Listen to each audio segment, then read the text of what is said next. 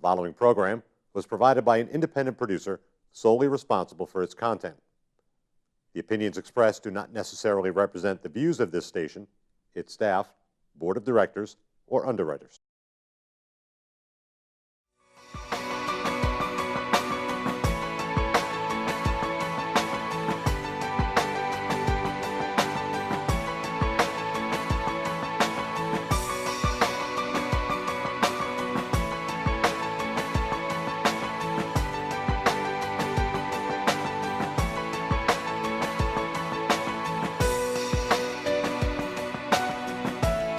We are about ready to start music from a very special group.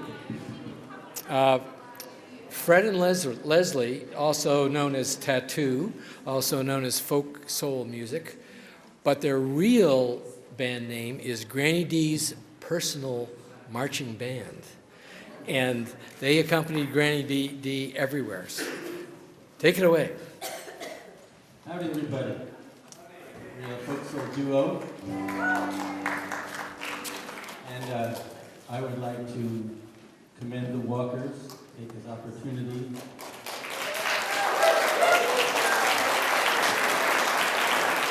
They persisted in these cold temperatures, I'm sure tested their resolve. I also want to thank Ruth Meyer for connecting us to this event. And one of these oldest friends. So I'm going to start with a song I wrote, and this one is about the brave folks who came to discover America many years ago. It's called Gotta Be a Place.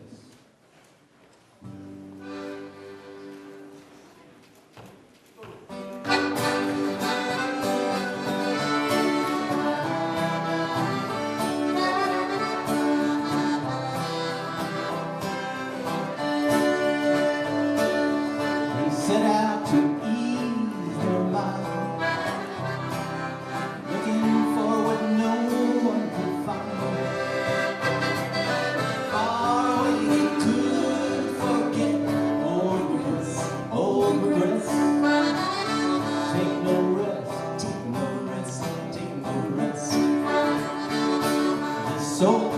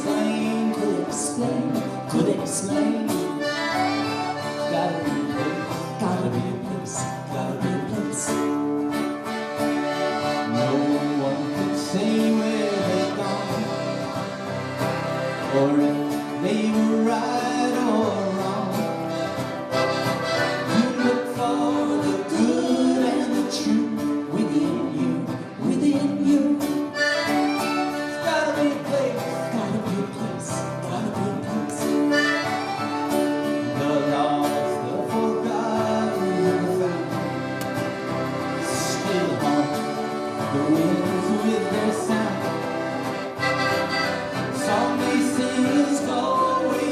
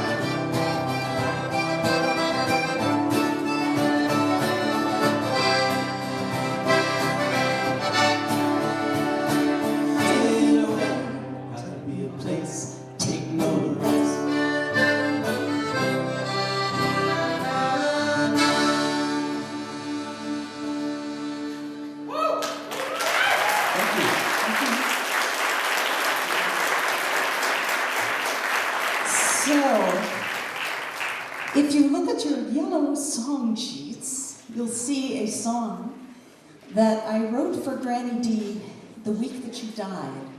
I didn't know that I was writing it the week that she died, but I was. So we have sung it in several locations since then. I like to think that it floats up to her wherever she is. And it's kind of a gospel tune, so it has these answers. And you'll see, because I'm on the answer as well, so if you would like to join in on the chorus and on the gospel answers, it would sound super. Or even sing the whole darn thing.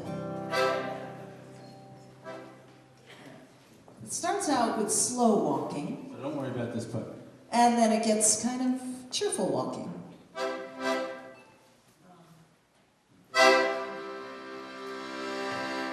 If you think you want to make a difference and move on to something new ahead, just you put one foot in front of the other, and you'll be doing just what Granny D has said. Whoa, whoa. If you want to get folks all together for a timely task, to work as one, just like this right here today. Just to put one foot in front of the other, and you'll be doing just what Granny D has done. Walking down the road, everybody, doing something good. Walking down the road, she believed she could. Walking down the road, and she's giving us a smile, and we'll be wearing it for many and many a mile. Yes, if you want to walk across the country, walk across the country, and talk to people in their towns beneath the sun, underneath the sun. Well, you gotta put one foot in front of the other, and you'll be doing just what Granny D has done. If you want to get folks all together for a timely task, it must be done. Yes, it must be done. Well, you know you gotta put one foot in front of the other, and you'll be doing just what Granny D has done. Walking down the road, doing something good. Walking down the road, she believed she could. Walking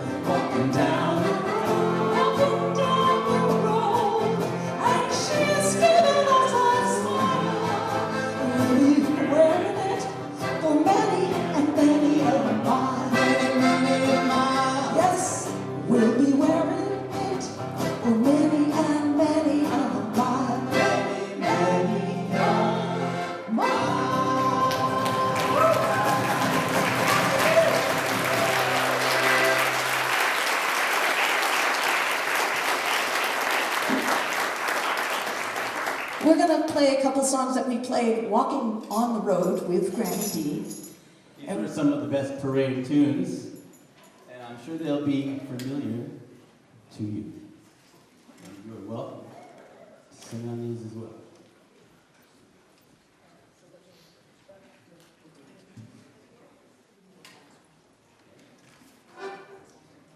So when we first started playing for Granny D, we said to ourselves, of course, she needs a marching band. And that was all the logic we needed to go ahead and follow her.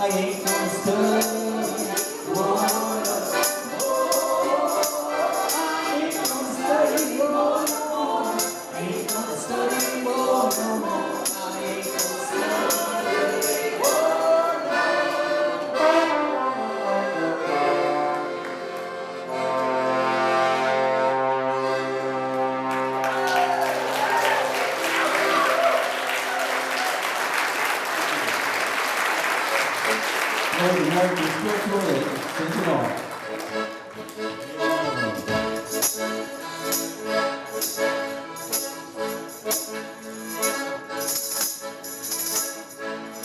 I can see clearly now, the rain's gone.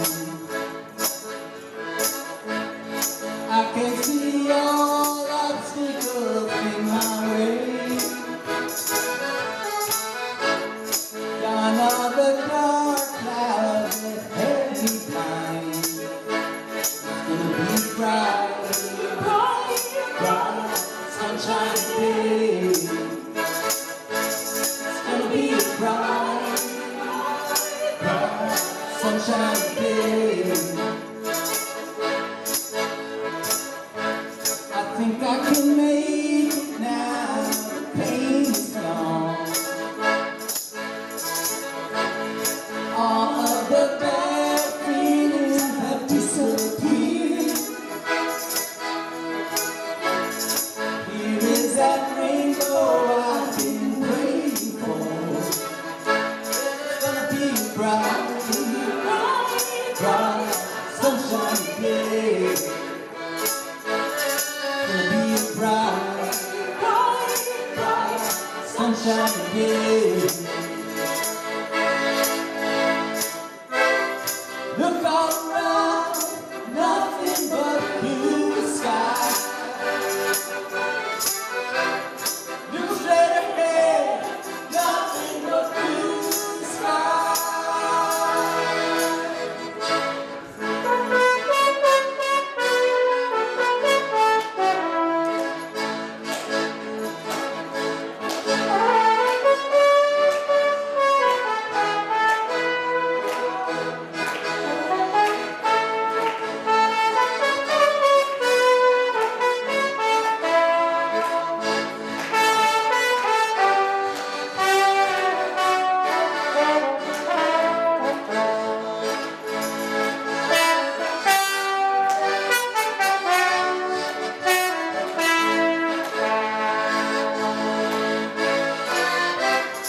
Look all around, nothing but blue sky.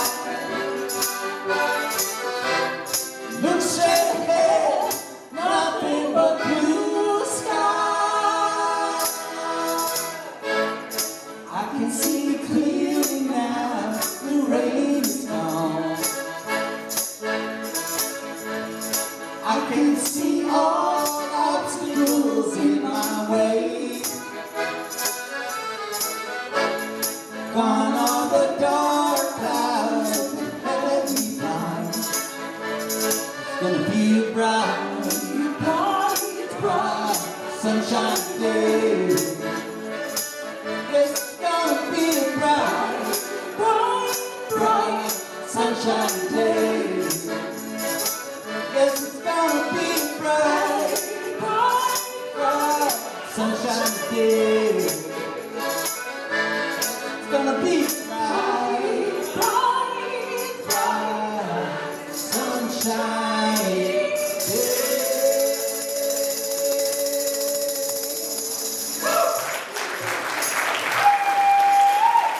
Thank you.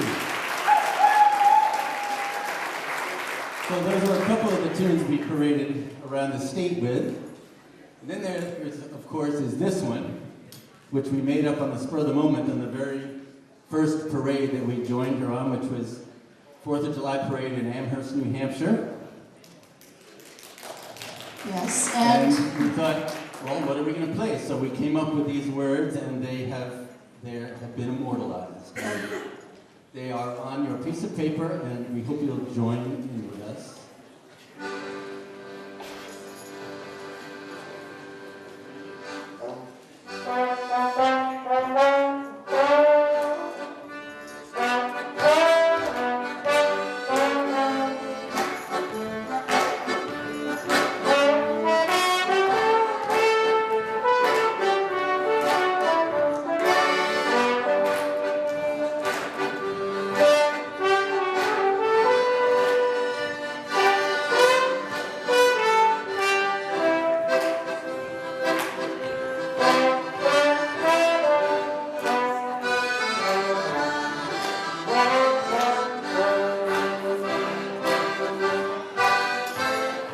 Just a walk with Granny D. All the way to Washington, D.C. She's the one for you and me. Granny D, dear old Granny D.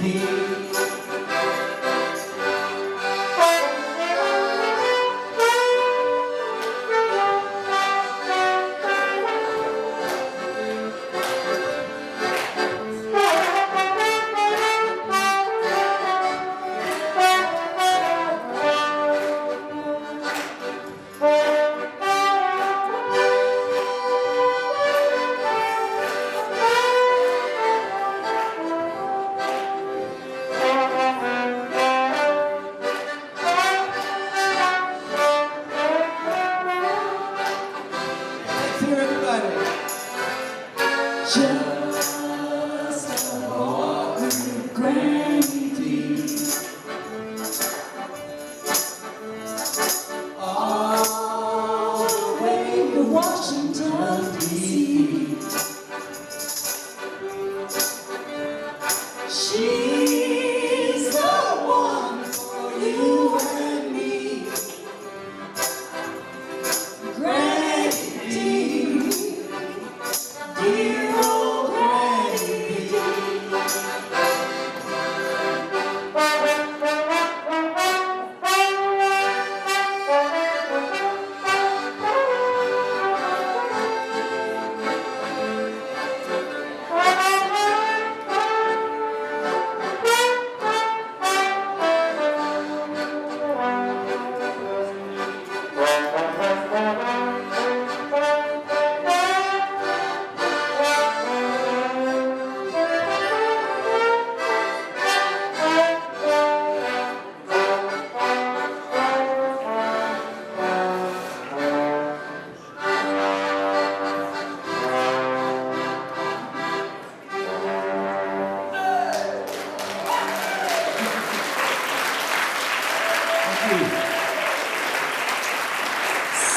Folk soul duo.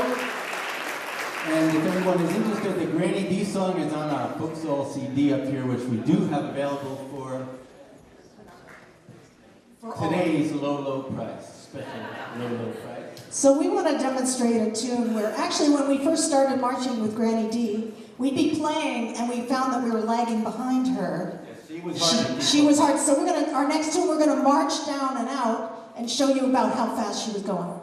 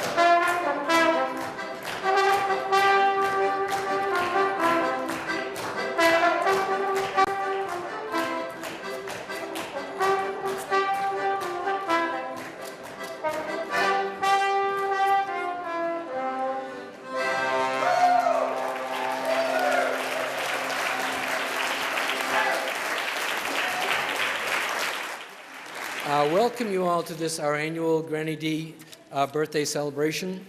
We have a lot to celebrate today, and even our walkers seem to have that incredible energy. My name's Gordon Allen. I'm co-chair of the Coalition for Open Democracy, and we're proud to say Granny D was a founding member. Yes, and what an inspiration she's been. What a walk. She keeps us charged up every day, and especially when things aren't looking too well, as sometimes they aren't in the New Hampshire legislature, we ask, what would Granny do? And then we push ahead as we know she would want us to do, all of us. In fact, our job is to carry on her work in our beloved New Hampshire democracy from the corrupting influence of big money. And save it we must. We have no choice. I don't need to tell you how the big donors are flooding even our state of New Hampshire. The big money in 2012 was just plain sickening. And I bet you, like me, did not hear a single person after that election come up and say, I wish we had seen more of those fact-free ads that crammed our airwaves and filled our mailboxes funded by bazillionaires from out of state. Unfortunately, we are now infected with the same greedlock in New Hampshire, and I say greedlock, that rules Washington, a greedlock that blocks even the simplest old-fashioned New Hampshire common sense solutions for the common good. Even in New Hampshire, our elected officials, more and more, are no longer free to lead and are more and more difficult to buck the big bucks. This is why, instead of tackling the issues most important to us in New Hampshire, like our too high and unfair property taxes, perhaps, or maybe giving affordable tuition for our college students, for our children and grandchildren, and our crumbling roads, which we all experienced on the walk today, we spend our time on the big donor special interest agendas from far away. These are things that are not problems in New Hampshire. Things like voter fraud. We don't have that in New Hampshire. Too high taxes on multinational corporations. Is that a New Hampshire problem? And believe it or not, getting rid of pensions and even the minimum wage. But like Granny, we are feisty Yankees. And like Granny, there's no quit in us. And make no mistake about it, we will not stop until the people politics and our democracy in New Hampshire is restored, and we kick the big money out. Enough is enough.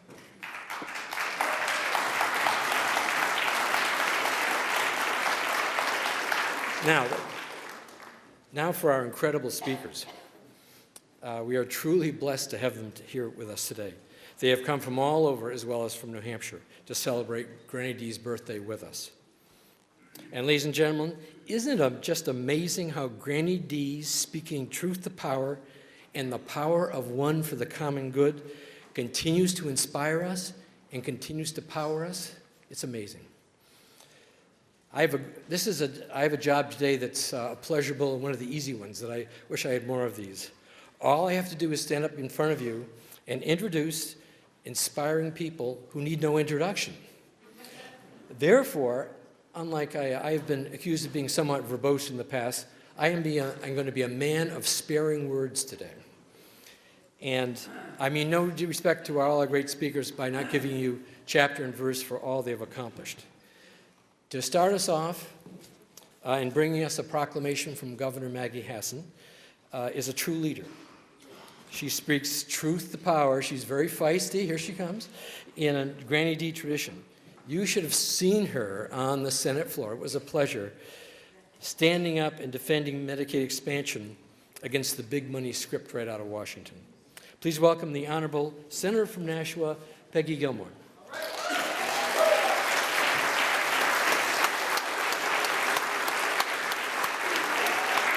Well,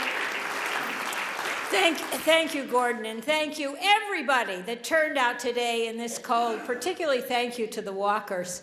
I'm here really to bring the best wishes of our great governor of our great state, Senator Hassan, and Senator Betty Lasky. I don't know where she is, but she is the other senator that represents Nashua, and she and I both say from the New Hampshire State Senate, we thank you. But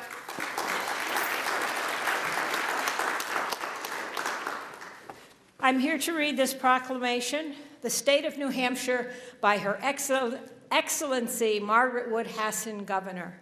A proclamation.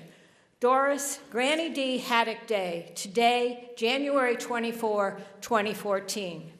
Whereas Doris Granny D. Haddock, born Ethel Doris Rollins and raised in Laconia, New Hampshire, before spending much of her career working in Manchester and retiring to Dublin, would have celebrated her 104th birthday on January 24, 2014. Happy birthday, Granny D, 104. And whereas Granny D. Haddock is a national icon who will be remembered for a lifetime of unshakable commitment to social and environmental justice everywhere, including the key role she played in 1960 to save an Alaskan Inuit village from destruction as part of Project Chariot, as well as the role she played 2 decades later in preventing the costly and environmentally destructive construction of a major east-west highway throughout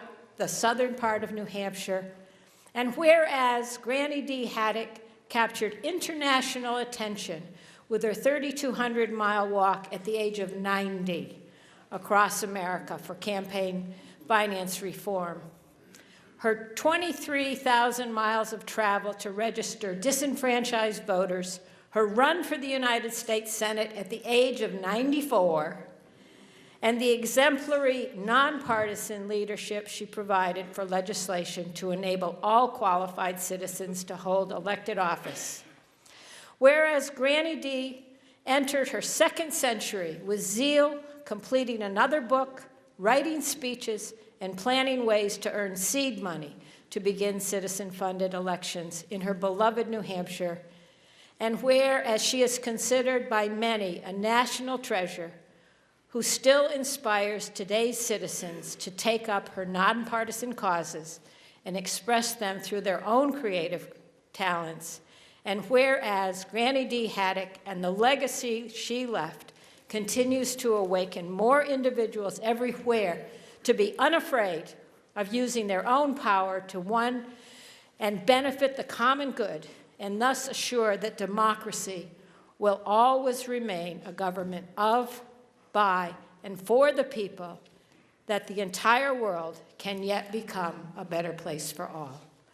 I therefore, on this day, proclaim January 24, 2014 as Doris Granny D. Haddock Day in the state of New Hampshire, and encourage all citizens to remember and celebrate this very remarkable woman. Signed, Margaret Wood Hassan, Governor.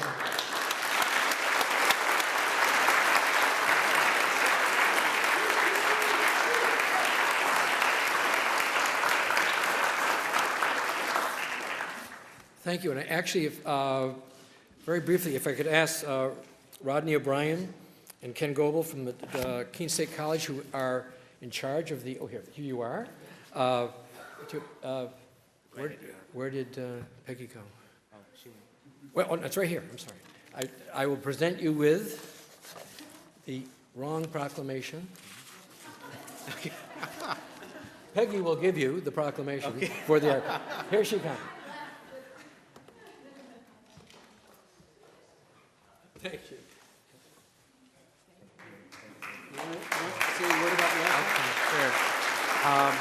Good afternoon. Good afternoon. I wasn't expecting to speak today, but that's okay. That's fine. Good afternoon. I'm Rodney Obian. I am the college archivist at Keene State College, and I'm, of course, representing Keene State College along with my colleague Ken Goebel. And we are very pleased to receive this. This will go into the Granny D Archives that is at the home of the Granny D Archives is at Keene State, and it's a real privilege to have it. And it's been a wonderful resource for our campus community as well as the state and the region. And we've had hundreds of students use the collection and be inspired by the great work that Doris has done. And through her words and through seeing people here, I think that, it's a very powerful collection, and we're very happy to have it and to add to it. So I invite you to come to Keene State College and visit me, visit Doris's materials, and if you want to see one of her original speeches, we'll bring that out for you to see. But again, thank you very much for the proclamation, and we'll make a good home for it. Thank you.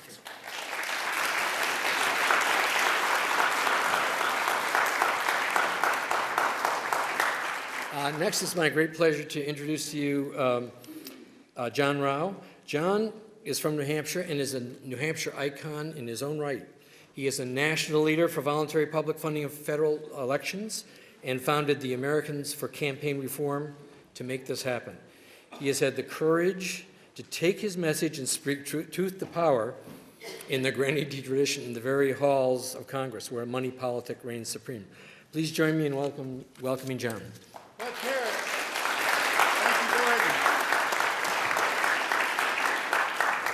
Let's hear it for Larry Lessig and the Walkers. Fantastic job. Well done, Larry. Great. And she's up there and she's listening, and you all, most of you in this room knew Doris Haddock. And Doris, we won't stop until it's done. Anybody disagree? I had the pleasure of walking with Doris, my wife and I, in the South. Not so cold. Damn hot. And as we approached a bridge to go to Memphis, stopped at the motel on the west side before the river, the police came. And Doris, no, they called her Granny D. They knew who she was. And they said, you can't cross the bridge. It's not a pedestrian bridge. And the police left. Doris then said, instead of getting up at 6 and leaving at 7, we're up at 4:30, and we leave at 5:10. And we approached the bridge.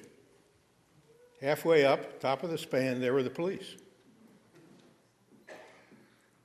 They welcomed Doris, they smiled, and they waved us on. They knew what she was about. This March, this evening, we're here to move forward on the most important public policy issue our nation faces. There are a lot of reasons, and most of you here know those reasons. But for me, the most important reason to enact public funding of our federal and presidential elections is to eliminate the money barrier to recruiting those who lead us in the United States Congress. Vital.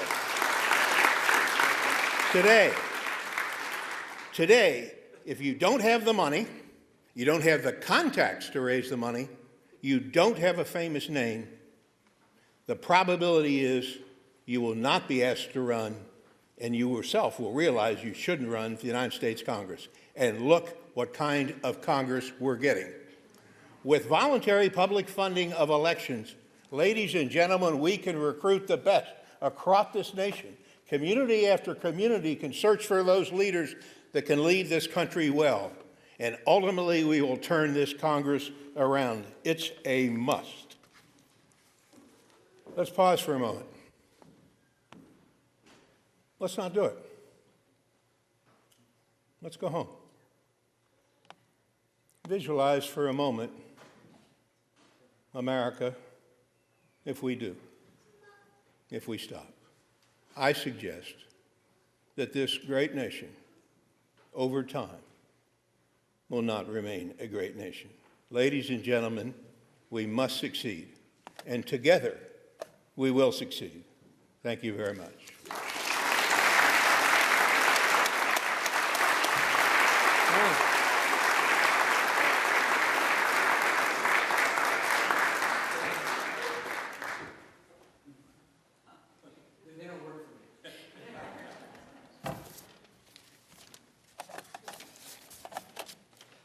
Thanks, Sean. That was greatly appreciated.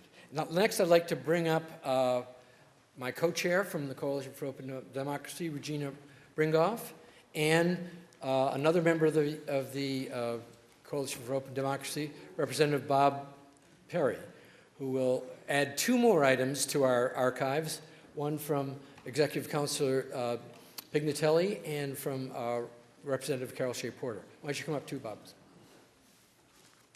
Regina.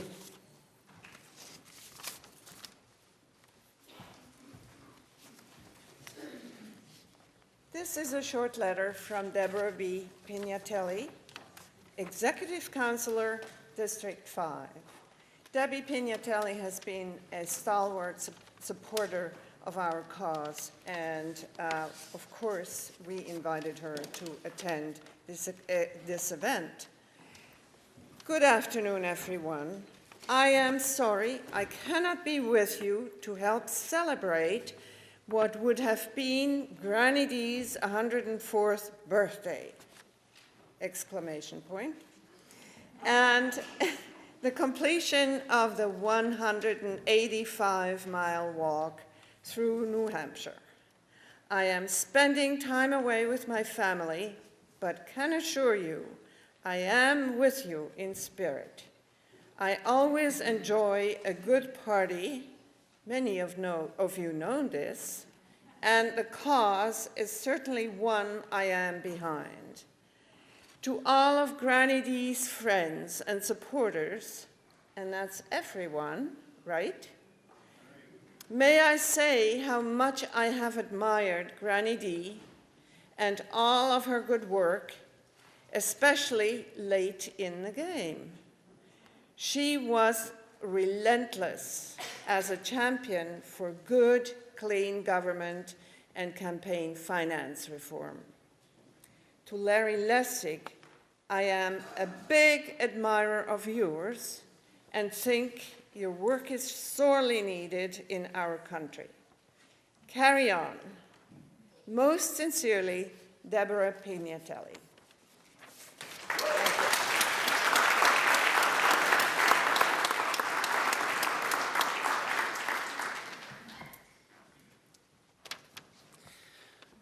I'm speaking on behalf of Carol Shea Porter, who is New Hampshire's first Congresswoman representing CD1.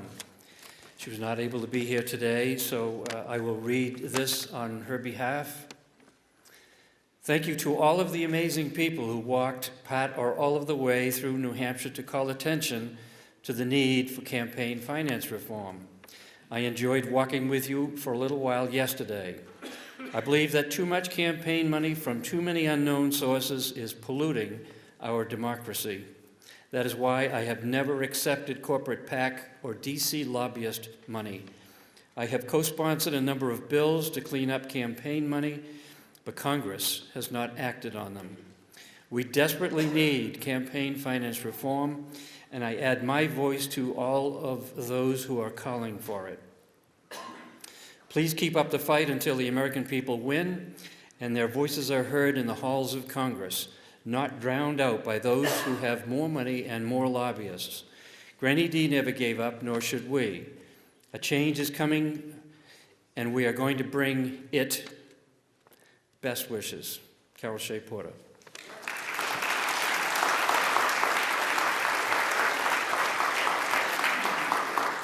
Thank you, Bob. And we have 2 more for the archives. Next, it's my great pleasure to introduce Jim Rubens. Jim Rubens is a Renaissance man with great tenacity, who, among other things, has served in the New Hampshire Senate and is currently running for our U.S. Senate. He has been an outspoken and out-front truth-to-power person in terms of arguing that we've got to get the big money out now. He was a key player in 2 New Hampshire legislative committees that formulated a voluntary financing plan that is currently in the legislature. So please welcome Jim Rubens.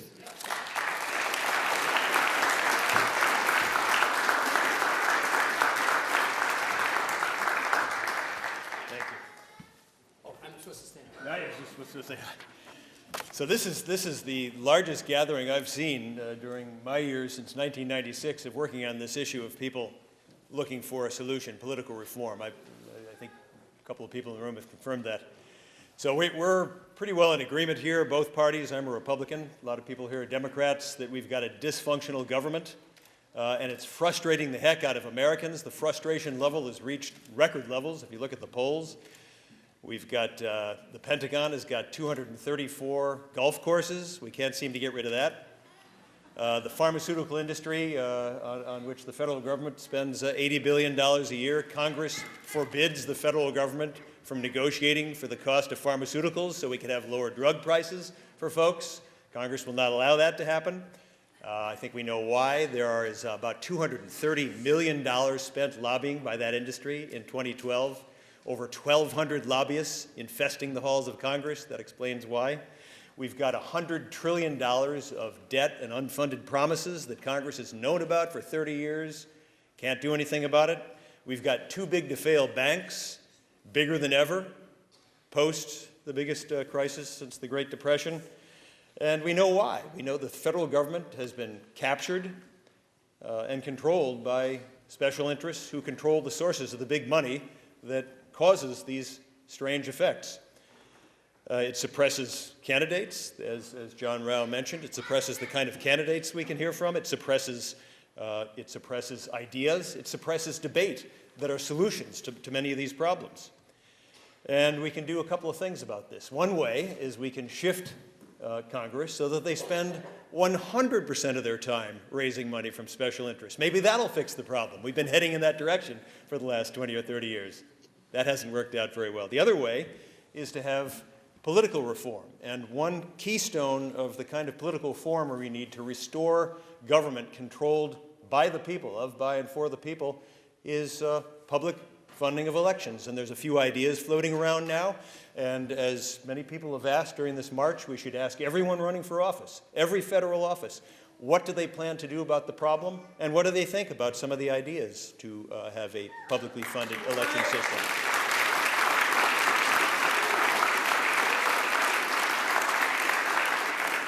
So I'm just about done there. I'm just pointing out again, I'm a Republican.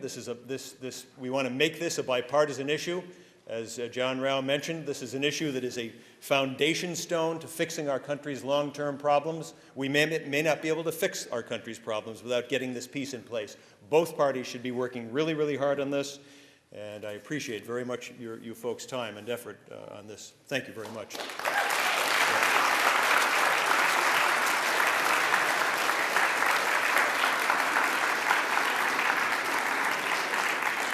Thanks, Jim. Next, it's my great pleasure to introduce to you Hedrick Smith. I could tell you again about his long career as a journalist, author, and documentary producer, spanning almost 60 years, that has earned him a Pulitzer Prize and several Emmys. But what I want to tell you today is that what's so extraordinary about him is that here, in the middle of winter, he is here not only to honor Granny D, but he has been touring the state in the last week, talking truth to power about how money politics has stolen the American dream. What's also I find very inspiring is that he, like Granny D, in his 80s, he's laughing at me, has gone from a journalist who called the balls and strikes to the pitcher who's telling us how we can solve the problem and giving us hope. So without further ado, Hedrick Smith.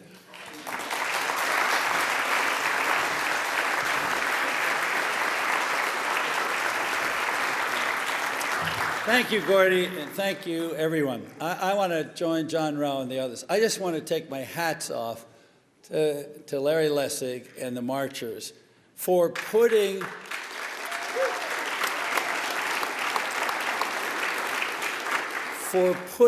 money politics on the political roadmap in New Hampshire and across the country. It is absolutely critical that this issue become number one for everybody, because no matter what other issue you want to get to, until we can get money and our political system fixed, we can't really effectively deal with the other issues.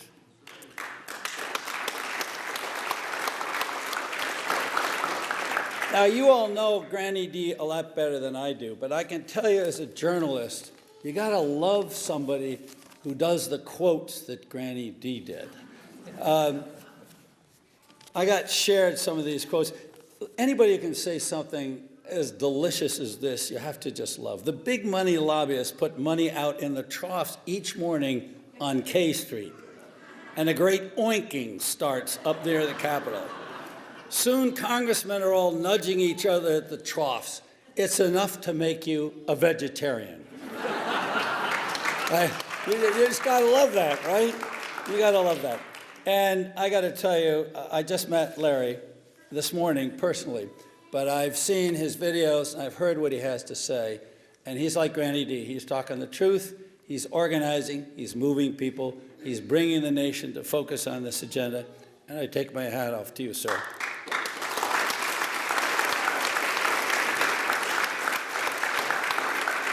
I'm going around the country talking about my book, and what's interesting is how much it resonates with people. Americans are fed up, they're disgusted, they're angry, but they don't quite know what to do. And what you have done with this march is you've reminded them that the only possible way to beat organized money is with organized people.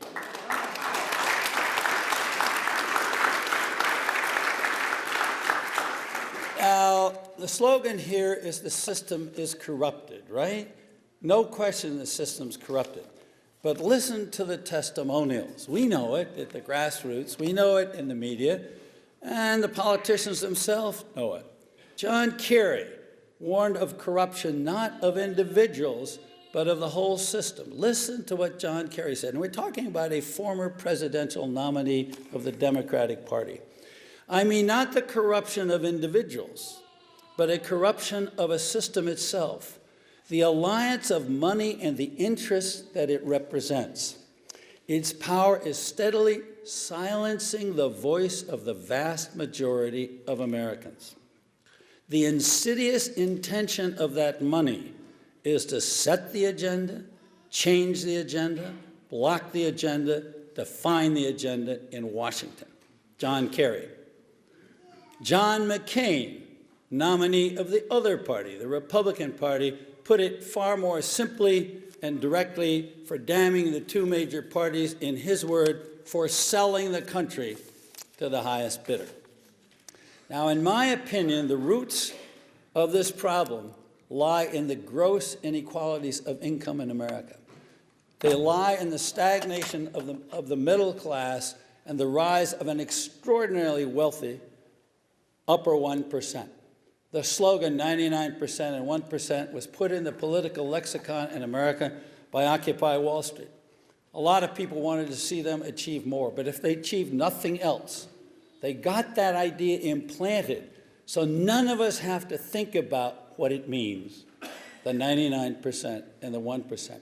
Let me share with you a couple of other numbers that may bring it home to you. Because I got working on my book, I knew and you know that there's inequality in America, but the degree to which there is incredible.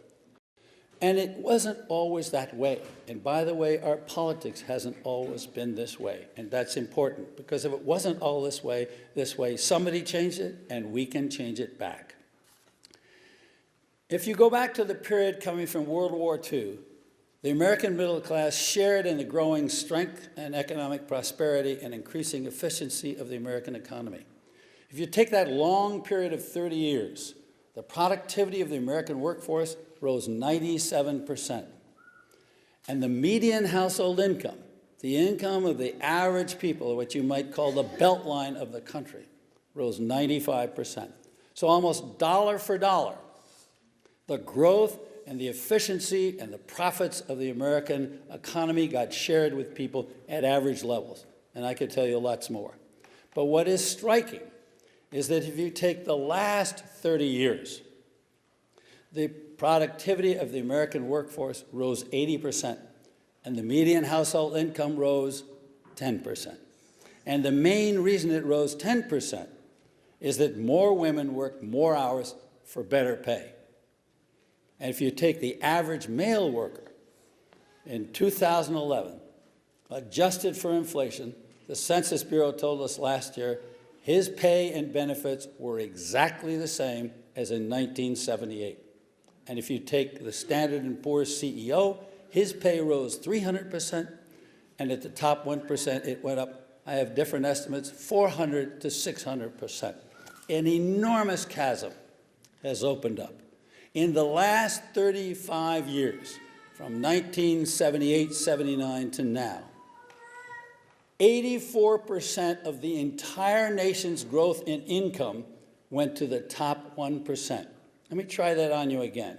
84% of all the added income from the entire country went to the top 1%. The top 1% today has a larger income than the GNP of Canada, than the GNP of Sweden, than the GNP of France. It's extraordinary. Now, you don't have to take that from me or from Paul Krugman or Paul Stiglitz, those terribly liberal Keynesian economists of academia. Citibank put out a report in 2005 to its wealthiest clients, advising them to invest in products and in companies that catered to the top 1 or 2% because so much purchasing power was concentrated in that group.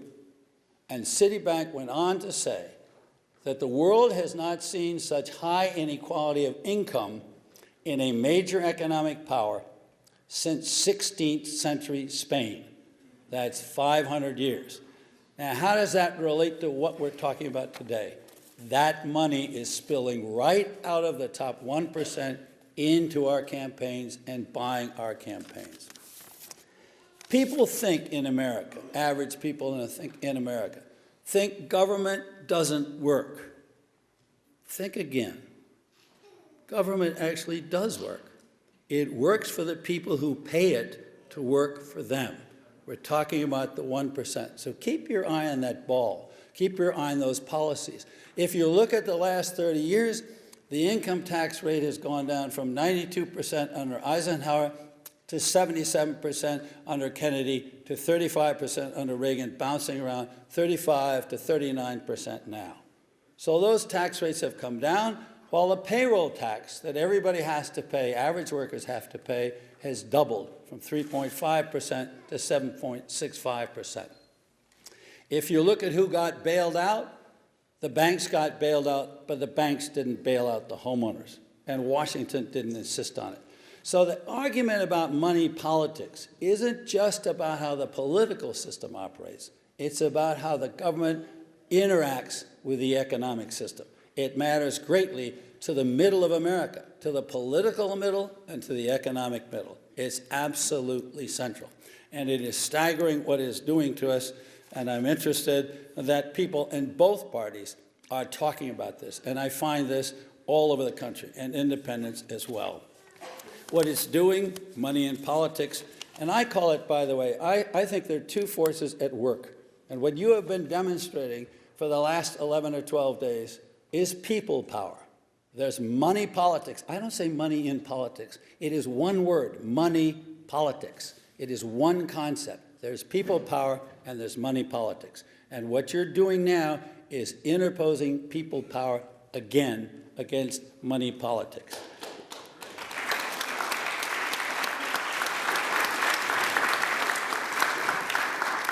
Now, what has money politics done? Think about it. Money, the distance between Washington and us all over the country, and I've been in Nebraska and Colorado and Virginia, Washington State, California, and so forth. People feel the same way at the other end of the country as you do. Money politics has driven a wedge between government and average Americans. Money politics has produced policies that favor special interests. Money politics has generated crony capitalism and gridlock. Money politics has replaced the will of the people. Remember, we began in this country with the concept that government derived its authority from the consent of the governed. We now have a system in which the leaders and the elected officials are beholden to the few who fund their campaigns. A dangerous situation. Now, Mr. Rubin was referring to the cost of the campaigns, and I was interested to stop and think about what money politics means to a politician, because the politicians, actually, a lot of them don't like the system any better than we do. They feel trapped in it. They don't know how to get out of it. My family home for a long time was in South Carolina, and as a result, I got to know Fritz Hollings, a senator from South Carolina. And Fritz told me that when he first ran in 1976, the cost of running for a U.S. Senate seat in South Carolina was $687,000. Now, he knew the figure exactly because there was a campaign finance law passed in 1974 that actually set the limit. It actually set the limit. But the Supreme Court, in its wisdom, has said money is speech, and therefore you can't impose limits on the spending of money in the campaign. And so when Fritz ran for his fourth term in the 90s, the cost of a Senate campaign in South Carolina had risen to $8.5 million. I said to Fritz, what does that mean? Now, listen to what he said. It means I have to raise $30,000 a week every week of the 6 years of my term. So the guy gets elected and he turns around and the next day he is starting to raise $30,000 a week. Do you know 90 million American families live on $30,000 a year or less? Who do you think is able to put up $30,000 a week? That's what we're talking about. That's what we've got to stop. We have a slogan on our website, Stop Money Politics, and the two S's in stop and politics are both dollar signs. We got to stop the dollar signs. Granny D, again, good quote. The twin viral ideas that money is speech and that corporations are people. If money is speech, then those with more money have more speech. And that idea is antithetical to democracy. It makes us no longer equal citizens. What we have today is enormous disenchantment with our political system. The poll numbers are unbelievably abysmal. Congress, the president, the parties. But what's worse than that, and telltale, is that people's faith in our political system is at a low point in the last 40 years. In one of the most recent polls I saw, 60% of the people answered that the United States was in decline. Think of the pessimism and the disenchantment that represents. John Gardner, Lyndon Johnson's Secretary of Health, Education, and Welfare, and the founding director and leader of Common Cause, before he died, said this several years ago. We are treading the edge of a precipice here. Civilizations die of disenchantment. If enough people doubt their society, the whole venture falls apart. Think of that. The whole venture falls apart. And then go back a century to Louis Brandeis, the famous comment he made, we must make a choice. We may have democracy, or we may have wealth concentrated in the hands of a few. But we can't have both. So that's where we are, ladies and gentlemen. I'm with John Rao. We don't have a choice. We have to go forward. And we can. We can. And what tells us that we can go forward is our own history.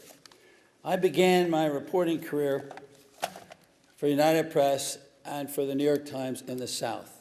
And I was covering the civil rights movement.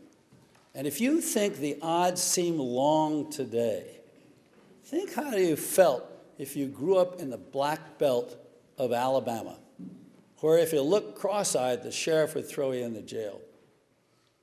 And then you had to have the nerve to say, I'm sitting in the front of the bus. I'm not going to the back anymore. It's a revolution. It's a revolution not just in the politics. It's a revolution in the psychology and the mindset of the people. That's where we are. We're talking about, can we have a revolution in our mindset? Can we believe again that we as a people can actually take our government back and regenerate the kind of democracy we know America can be, has been, should be, and must be? Now, I covered the civil rights movement, and along with that came a women's movement, where women said, it's not fair for us to be paid 41 cents on the dollar for doing the same work as men. And there was a consumer movement, where Ralph Nader said, unsafe at any speed, Detroit is producing cars that are defective and that are causing accidents and killing people. And other people said we got to make packaging fair, and we got to make the food better inspected, and we got to have the Pure Food and Drug Administration doing a better job. We need to protect consumers. There was a consumers movement that demanded action from Washington. And there was a labor movement that was strong and demanded a fair social contract from big businesses all across the country. And there was a peace movement that said we got to get out of that war in Vietnam. That was all people power, all people power. There was an environmental movement. Environmental movement. Do you know that on April 22nd, 1970, 20 million Americans were in the streets, were on college campuses, were in shopping malls, saying it is outrageous that our water and our air have been fouled? It's outrageous that the Cuyahoga River is breaking into flames from all the chemicals dumped into them. It's outrageous that when you put your arm into the Potomac River, it is so polluted with nitrogen and phosphorus, there's green algae all over, and when you pull your arm out, it's covered with green slime. 20 million people. And within 1 year, Congress had passed 7 major pieces of environmental legislation. The Clean Air Act, the Clean Water Act, the Safe Drinking Water Act, the Anti-Toxic Substances Act, and on and on and on. And all of them were signed by that great environmentalist, pro-business Republican President, Richard Nixon. I happen to know Bill Ruckelshaus, who was the first head of the APA appointed by Nixon. And I said to him, Bill, did we miss something? Was Nixon actually for the environment? He said, Rick, I got to tell you, in all the years I worked for Richard Nixon, he never once asked me, Bill, is it really bad out there? He said, but he did say one thing to me. He said, when you get over there, don't get captured by those bureaucrats at EPA. EPA. Nixon was the only person in Washington who thought the nickname for the Environmental Protection Agency, which he had formed, was EPA. So I said, well, if he didn't link in, why did he do it? He said, because the people had spoken. The people demanded it. We in government had to respond. That's how democracy is supposed to work. Wow.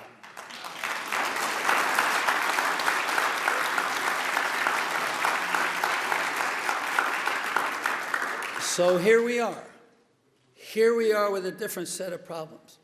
Our political system has been polluted by money and by gerrymandering, which we're not here to talk about tonight, but it is every bit as big a problem as our waterways and our airways were in 1970.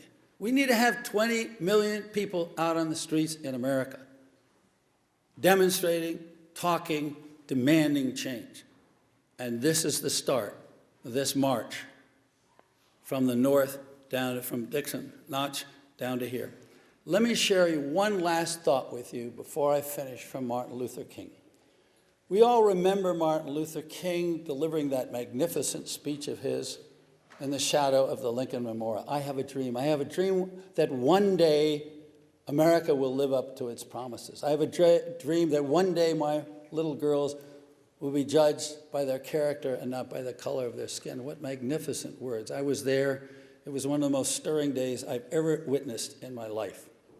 But the first time I met Martin Luther King, he was on the ground in his coveralls in front of the City Hall in Albany, Georgia. He was with 20 other blacks protesting. Maybe not noticed by the nation much more than this 185-mile march that you have just done here, but beginning something important that was changing, bringing change from the belly of the land to the powers that be. Martin Luther King, as he made his way around the South, and I saw him again in Gadsden, Alabama, and Birmingham, Alabama, and other places, was denounced by segregationist leaders and politicians all over the South. He was denounced as an outside agitator, a troublemaker, an agitator. That was an epithet. King had the genius to say, yes, I am an agitator. Think of your washing machine. There's an agitator in there, shaking up the water, getting the dirt out of all the clothes. I say to you, you're agitators in this march. We're agitators. What we need in America today is another generation of agitators. Thank you.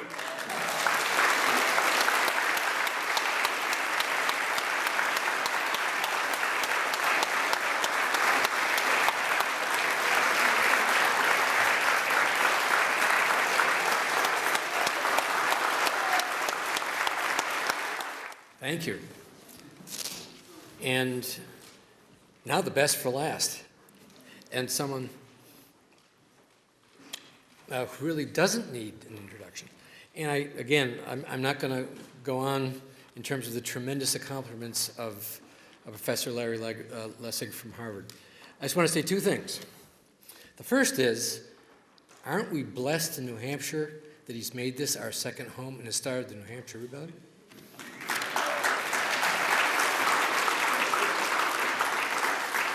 And secondly, in the spirit of Granny D, not only does he talk the talk brilliantly, but he walks the walk. And I did some rough calculations, and as far as I can see, he walked the walk 488,000 steps from Dixville to Nashua. And that is in the Granny D tradition of walking and speaking truth to power with your actions.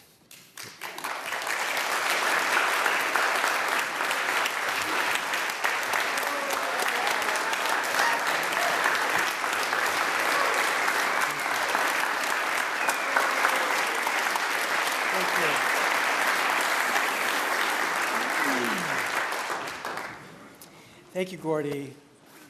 It is an incredible honor. It's incredibly joyful to be able to be here today with our walkers, to be able to speak after the extraordinary Hedrick, and to be able to celebrate the birthday of Granny D. It's exactly 5,503 days ago that, oh, of course, my technology. All right, so we're going to now hum. Just pull it out.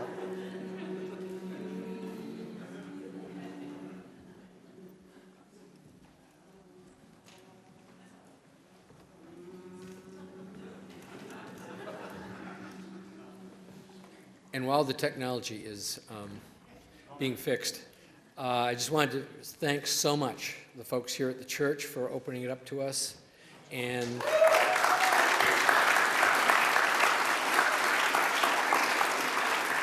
for the goodies after we finish the meal in the other room from the Riverside Barbecue, and all the folks who have donated that, and especially for Ryan Hirsch and Olivia Zink, who have done so much to put this all together.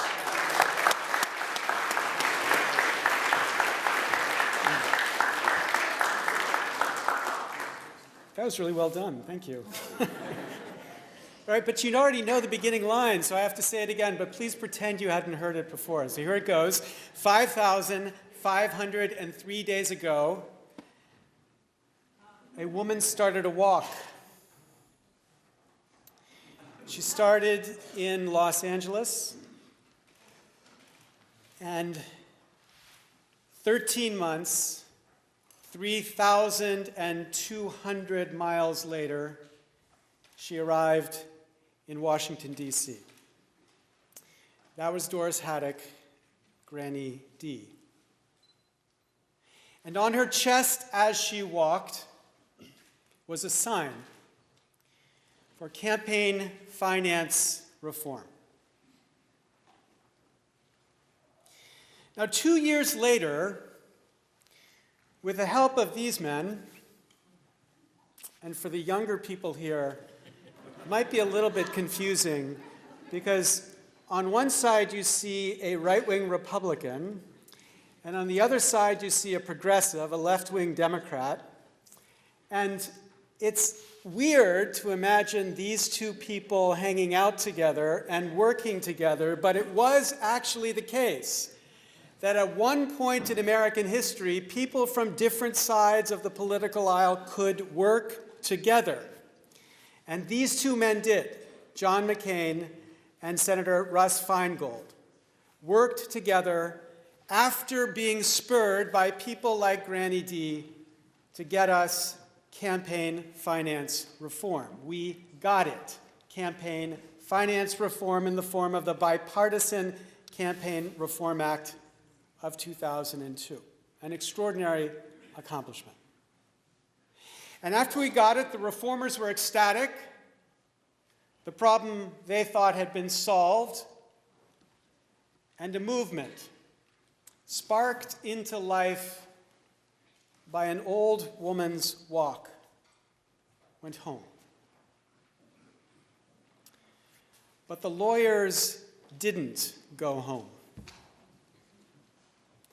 The lawyers didn't go home. Instead, over the next decade, they worked to chip away the protections that McCain and Feingold had passed into law until in 2010, this case, Citizens United versus the FEC, was heard in the Supreme Court.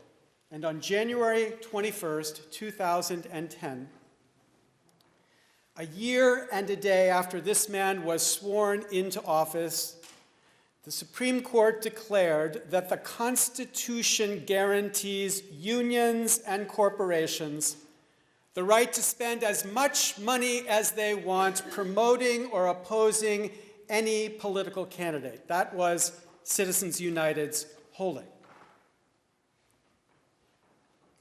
Now, this decision by the Supreme Court was an incredible gift. We should thank them for this gift, because it revived a certain outrage among people across the political spectrum. Larry Tribe described this as marking a major upheaval in First Amendment law.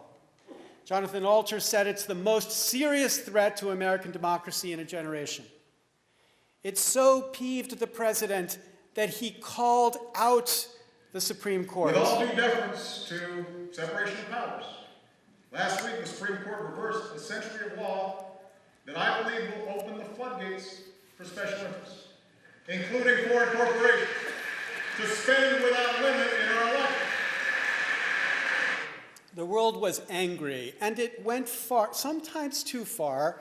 Here's my favorite extreme expression of outrage. This is a Supreme Court-sanctioned murder of what little actual democracy is left in this democracy. It is government of the people, by the corporations, for the corporations. It is the dark ages. It is our Dred Scott. Okay, so I love Keith as much as anybody, but if you're an African American, I imagine you hear this reference to Dred Scott, a decision that said that African Americans could never be citizens of the United States, and you might think, that goes a little far. Okay, it's not quite Dred Scott, but for our time, it is Dred Scott in the sense that it motivated, it sparked, it lit into life a movement to fight back. To fight back against, this is a technical legal term, that bad decision of the United States Supreme Court. Now, January 21st, 2010 was 3 days before Granny D's 100th birthday. One might say it wasn't actually the kindest gift that the United States Supreme Court could have given her or could have given this nation. Yet on her birthday, at the age of 100, this leader of this extraordinary movement, Granny D, said this about that decision. At her party, she said, "Thank you.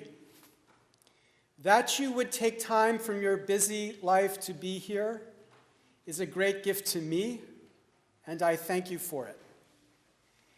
People have been asking me how I feel about the recent decision by the Supreme Court to strike down some of the campaign finance reforms that I walked for and have been working for a dozen years or so.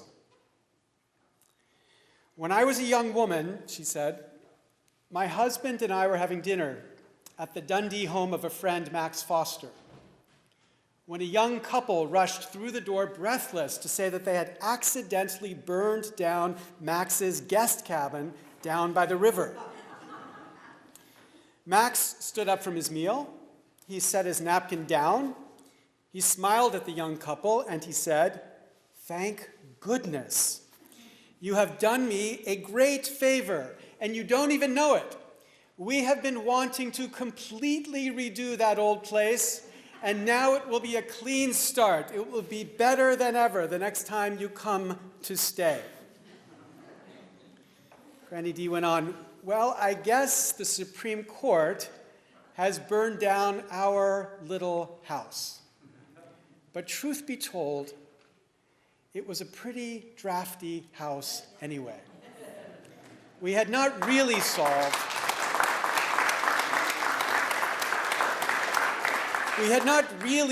the problem of too much money in politics, not hardly.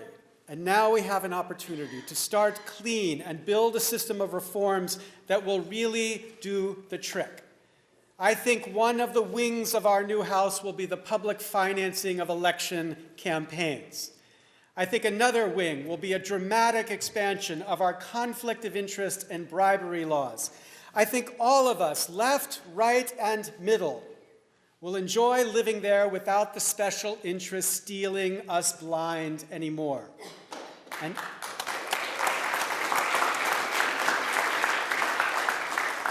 I intend, Granny D said, to be around long enough to see this new place built. Now, of course, in a sense, she was wrong. Granny D passed away 3 months after that terrible decision.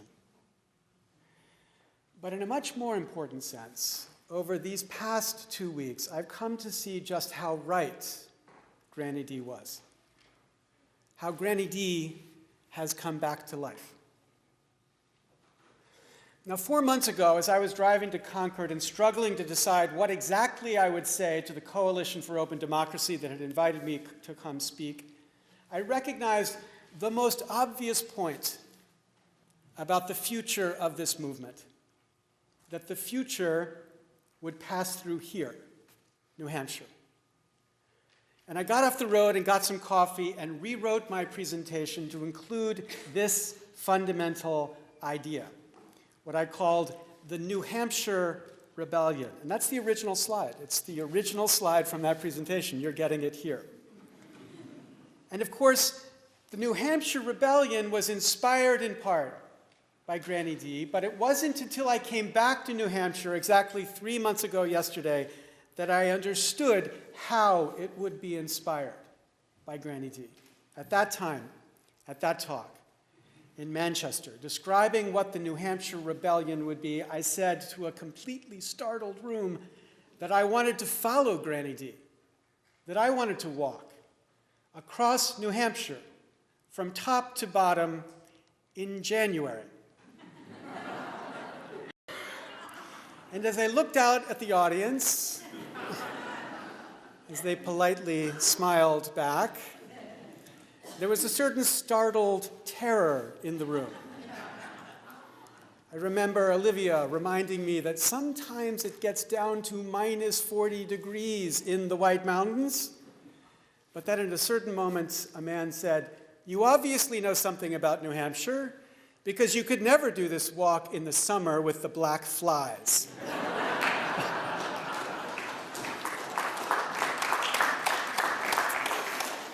But the truth is, I had no idea at that moment how I would do this. And I was quite certain that I would be alone in this walk for most of the way. It was my dream, of course, that I wouldn't be alone, right? Of course, my dream was that her walk, which only she completed fully, though thousands joined her for parts of the walk along the way, my dream was that her walk would inspire others to join me. But I, of course, have a lot of dreams, like for peace or for the Cubs winning the pennant, so I wasn't really counting on that much. But before I made that announcement, I had asked my wife. I said to her, "So, what about walking across New Hampshire?" And she hesitated a bit. She said to me, well, who will run it? And I said, well, I don't know who will run it. And she said, well, if you could get Japhet to run it, then you can go.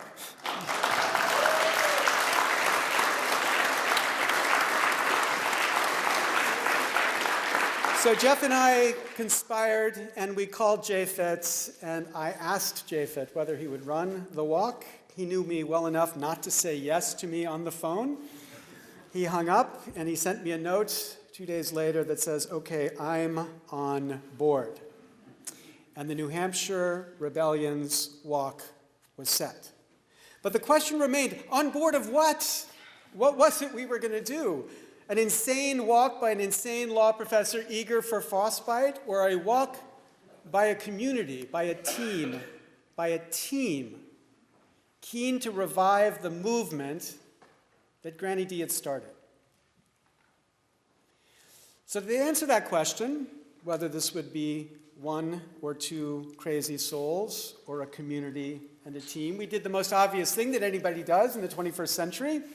We sent out a tweet, which then the wonderful hero of mine, Cory Doctorow, retweeted, and then a blog post went up, and then a volunteer page, and very quickly we began building a community. And 73 days later, we were in Dixville Notch with that community on our way across New Hampshire.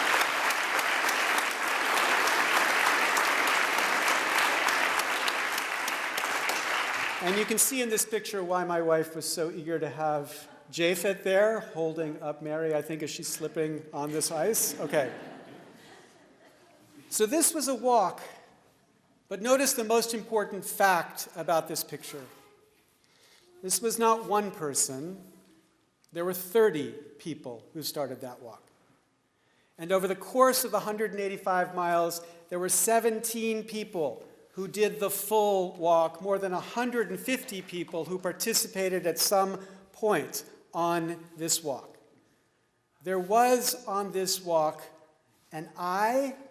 It was the I, as in I am Doris Haddock, who had inspired us, but there was also a we, a we. A we as in we are the New Hampshire Rebellion, a we as in we are G.D. Walkers, and I mean by that Granny D. Walkers.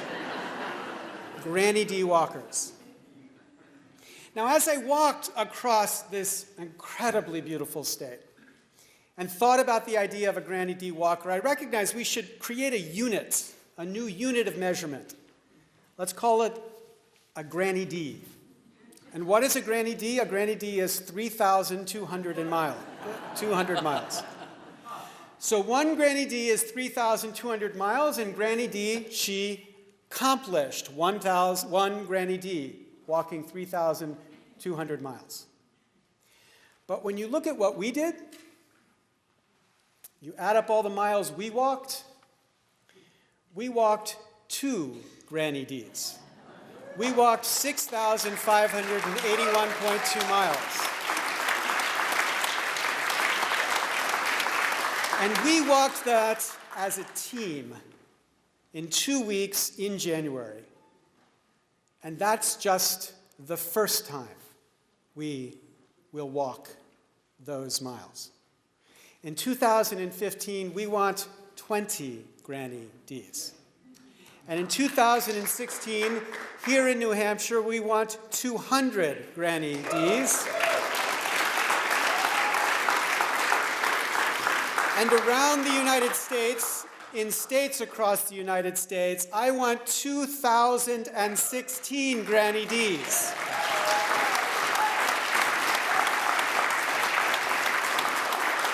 And this then is the question. Can 2,016 Granny Ds change our governments? Yes. I didn't hear that. Can 2,000? That's right. This is what can change our government. Now let's focus a little bit on exactly that change. The problem that Granny D set out to solve was something that she called campaign finance reform. We didn't call our problem campaign finance reform. I've come to think that way of talking about it is much too tame, much too timid, like describing an alcoholic as a person with a liquid intake problem. The problem we set out to solve was a problem of corruption, the sort of thing John McCain called a system of corruption.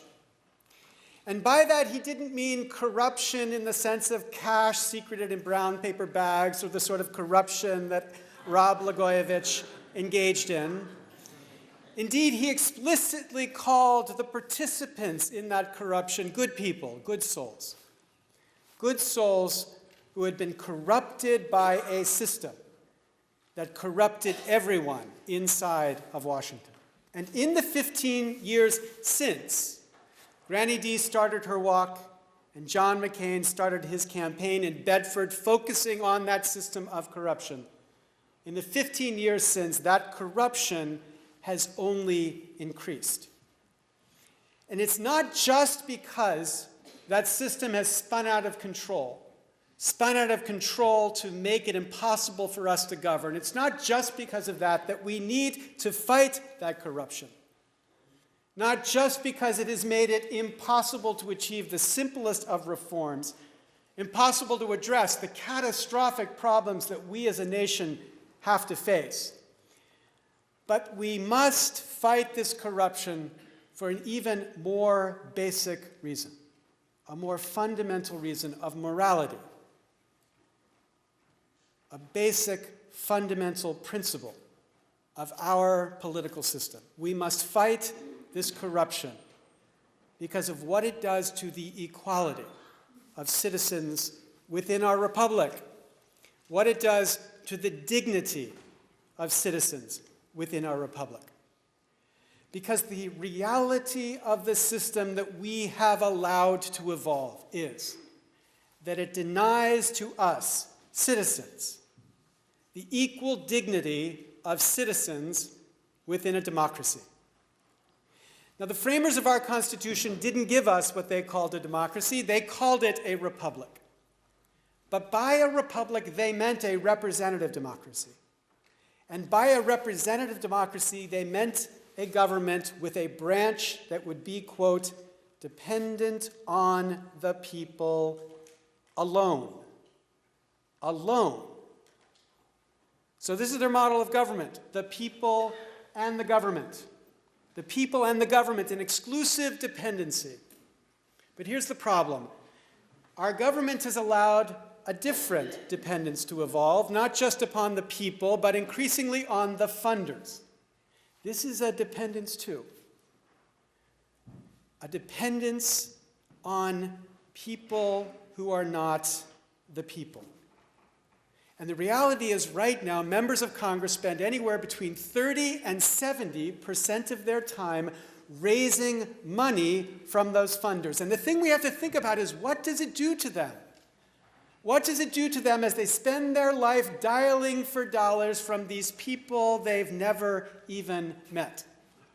B.F. Skinner, a psychologist at the Harvard University, gave us this image of the Skinner box, where an animal, even a pigeon, can learn which buttons to push in order to get the sustenance that it needs. We need to recognize that this is the picture of the modern American congressperson.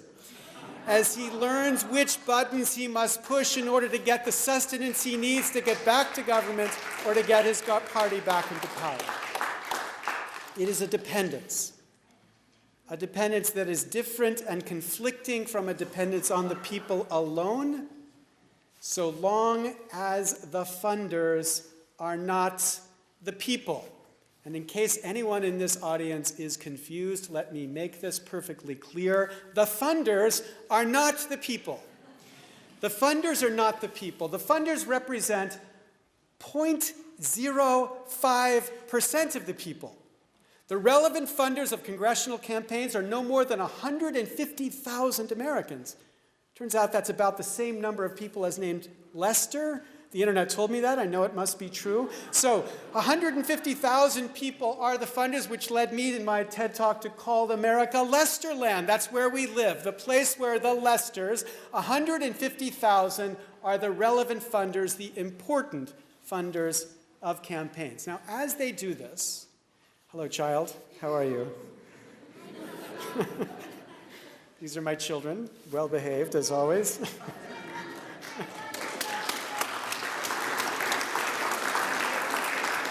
As they do this, as they spend their time raising money from 150,000 people, because they are human, they develop a sixth sense, a constant awareness about how what they do might affect their ability to raise money. They become, in the words of the X-Files, shapeshifters, as they constantly adjust their views in light of what they know will help them to raise money. Leslie Byrne, a Democrat from Virginia, described that when she went to Congress, she was told by a colleague, quote, always lean to the green. Then to clarify, she went on, he was not an environmentalist. Now, as they do this, as they spend their time raising money, this is what they believe. If I don't win the money race, I can't win the election race. They believe that the one is necessary to win the other. And what that means, the child I haven't seen in 2 weeks, what that means is that we in America now have two elections. Two elections. This is really a challenge, child.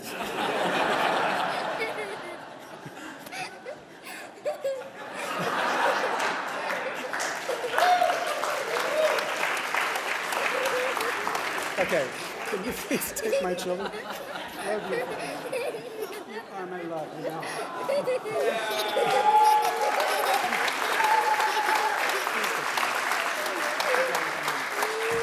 Tail, can you please go to your mom, please? No.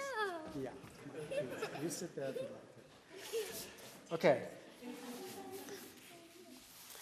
We now in America have two elections. One election is the voting election, where anyone 18 and over is allowed to vote. The other is the money election. In the voting election, all citizens get to participate. In the money election, it's the relevant funders who get to participate. And to be able to succeed in the voting election, you must do extremely well in the money election. So one election where everyone gets to participate, the other where the 0.05% get to participate. Now, if you know anything about American history, that pattern should remind you of something. Remember, there was a place we referred to as the Old South. In the Old South, there was also two elections. There were also two elections.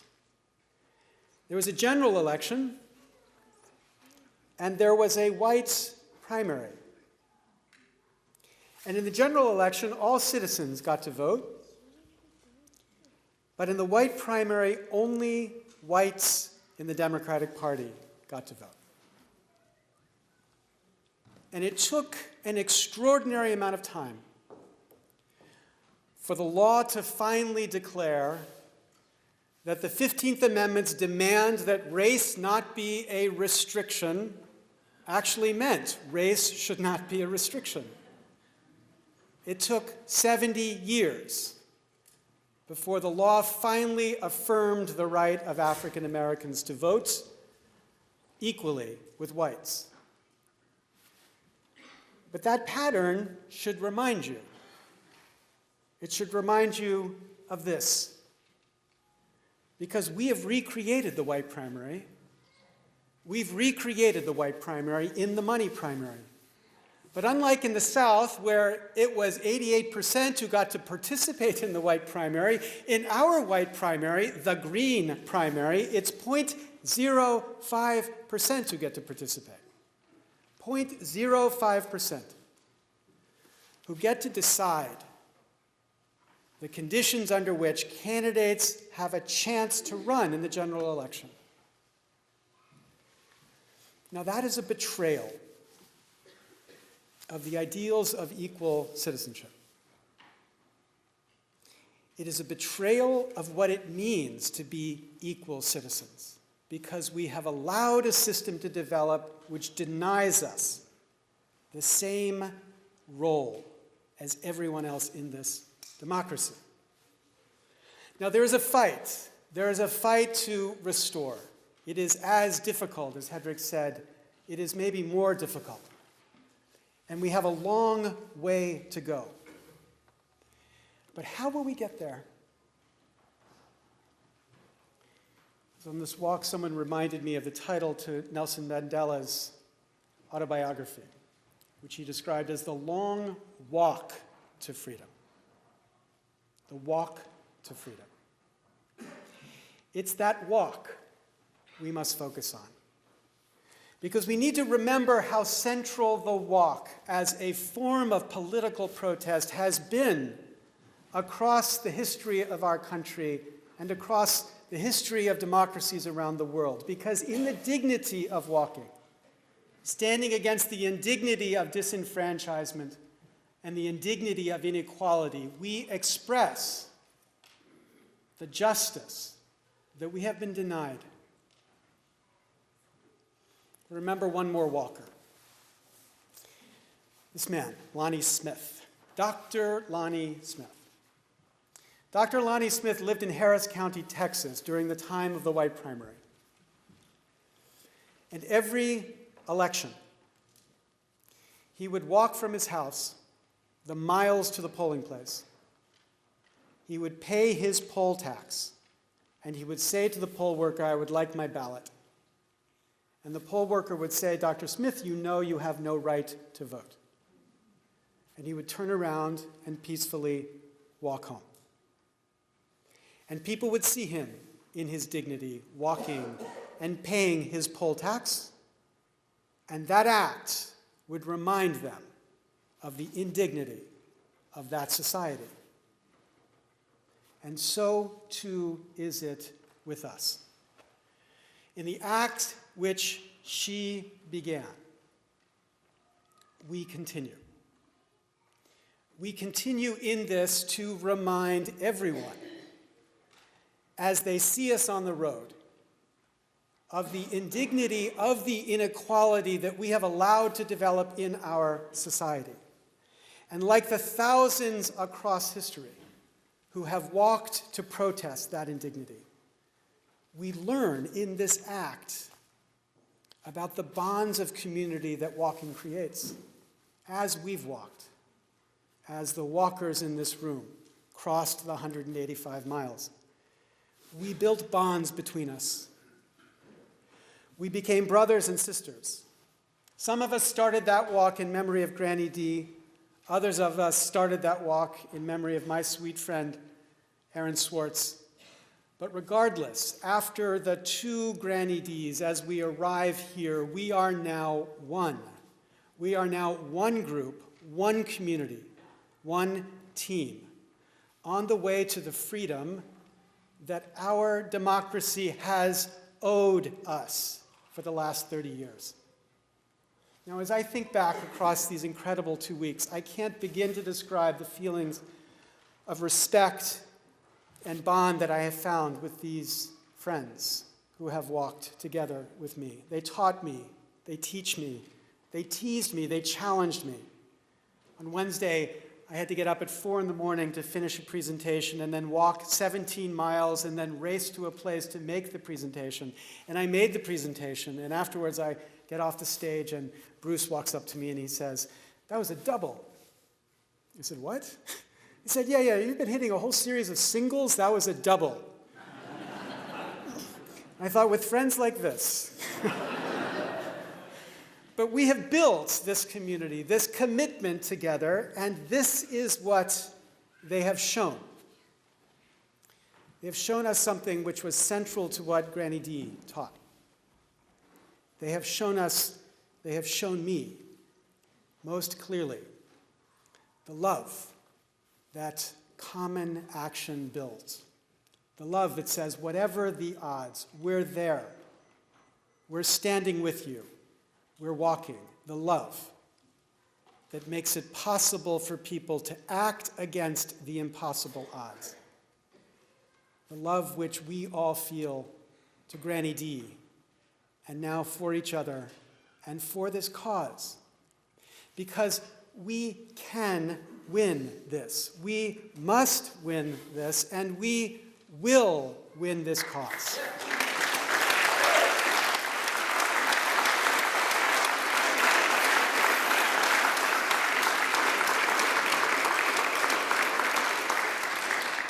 Now, before we started this walk, we did a poll that found that 96% of Americans, 96% of Americans believe the influence of money in politics must be reduced. 96%. Across the northern part of the state, I would meet people and say, I'm looking for the 4%. Are you in the 4%? Are you one of the, and I didn't meet one person. 96% of us believe it's important to reduce the influence of money in politics. But the reason why the pundits and the politicians don't talk about it is that 91% of us believe it's not going to happen. It can't be done. We want it, but we won't get it. Now, I told those statistics to John Sarbanes, one of the Congress people who has been most important pushing the reform. And he said to me, that's wonderful. That means we're the 5%. The 5% who wants it and thinks it's possible. And we are. But what I know is that there are more today who believe it is possible in New Hampshire because of our walk than there was 2 weeks ago on the anniversary of Aaron's death. There is more today, and we will convince them that we can win.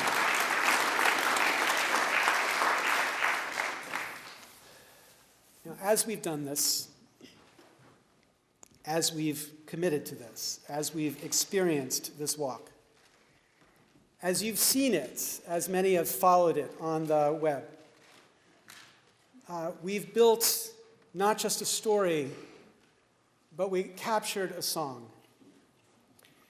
And I, at a corner in Concord, decided I wanted to record the song. So I recorded it. We walk with our country to honor our grannies and sons. We walk for an end to corruption, to the will of the people be done. And then someone took it and remixed it. We walk with love for our country, to honor our grannies and sons.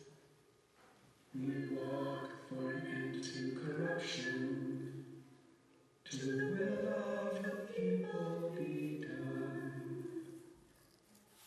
We walk with love for our country, to honor our grannies and sons. We walk for an end to corruption, to the will of the people be done. We walk with love for our country, to honor our grannies and sons. We walk for an end to corruption, to the will of the people be done. We walk with love for our country, to honor our grannies and sons. We walk for an end to corruption, to the will of our people be done. These are the walkers.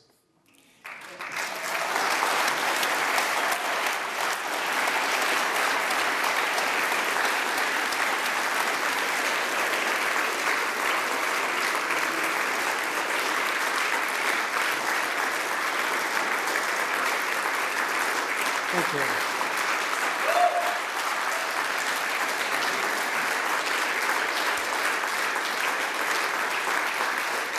Now, there's one more thing to do.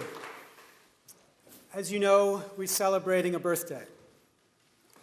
but as this beautiful, incredible icon produced by our Afghan veteran and artist, Michael McCarthy, symbolizes.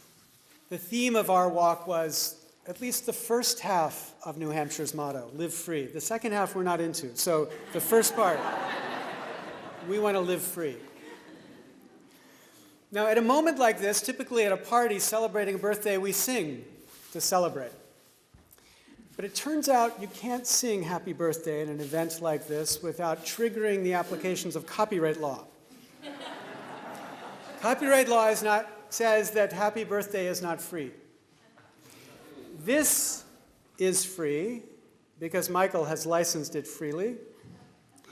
And there have been people who have tried to create a new song, a new happy birthday song that is also licensed freely.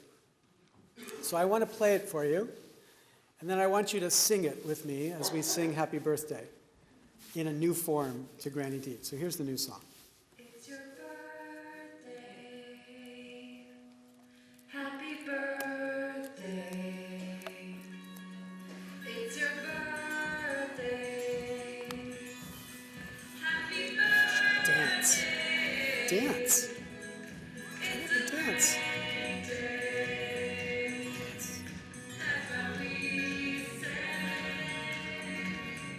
Happy birthday to you. Okay, can we do that? All right, let's go. Ready? It's your birthday. Happy birthday. It's your birthday. Happy birthday. It's your birthday. And we say, okay, it's a little hard, the words, but that's okay. Happy birthday to you. Happy birthday, Granny D. Thank you, Granny D. Walkers. Thank you, Nashua.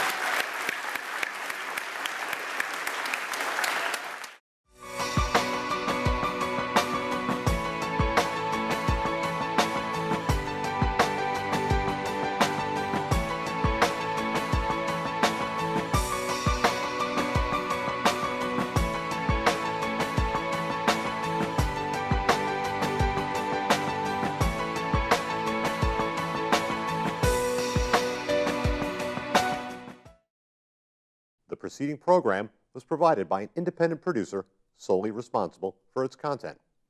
The opinions expressed do not necessarily represent the views of this station, its staff, board of directors, or underwriters.